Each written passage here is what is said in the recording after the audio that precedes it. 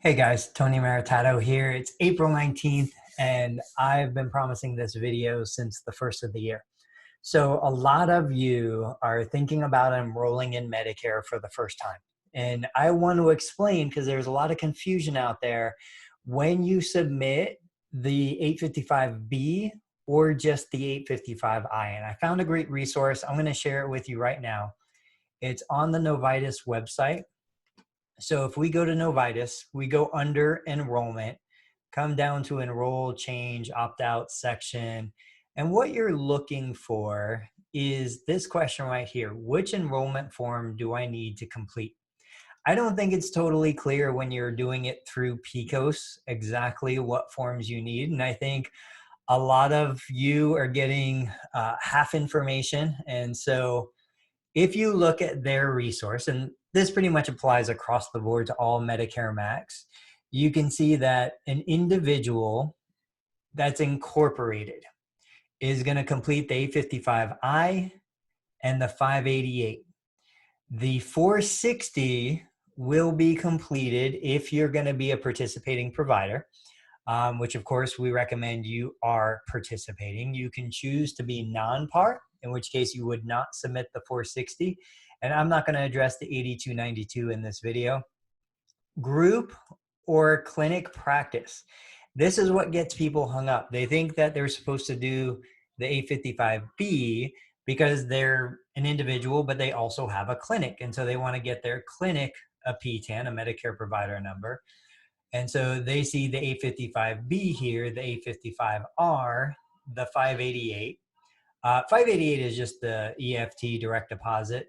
And then of course the 460 for par, if you're gonna be par.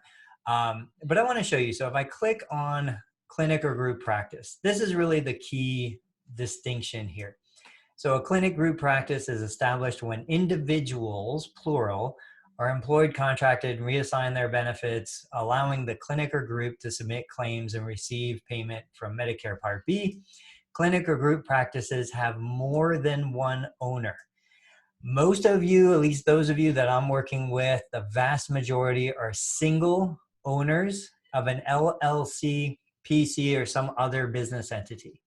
If you are the only owner, you do not submit the 855B. You do not submit as a group. You're the sole owner. If you're going to bring in partners, if you're going to have other clinicians that own part of your business, then you would be submitting the 855B.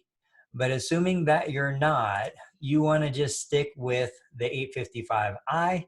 And when you're in PCOS, it'll walk you through the process. If you're not going to start a separate business entity, you would submit, again, the 855I, the 588, the 460, but you would do it as a sole proprietor or just an individual provider.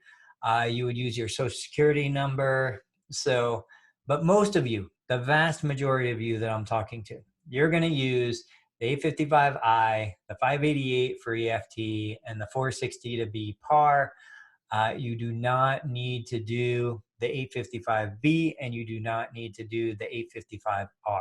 It's taken care of for you in PCOS. All right, guys, thanks so much for watching. If you have more specific questions about contracting with Medicare, whether you should be par or non-par, or any other information, just let me know. The more questions you ask, the better content I can deliver for you. In the meantime, I hope you get the paperwork going, because now is the best time. I've been in this 20 years, and I'm telling you, there's going to be so much demand once the lockdown is over. We need as many providers out there as we can helping Medicare beneficiaries get through this. So guys, I hope you make the right choice. If you have questions, just let me know. I'll catch you on the next video. As always, thanks so much for watching.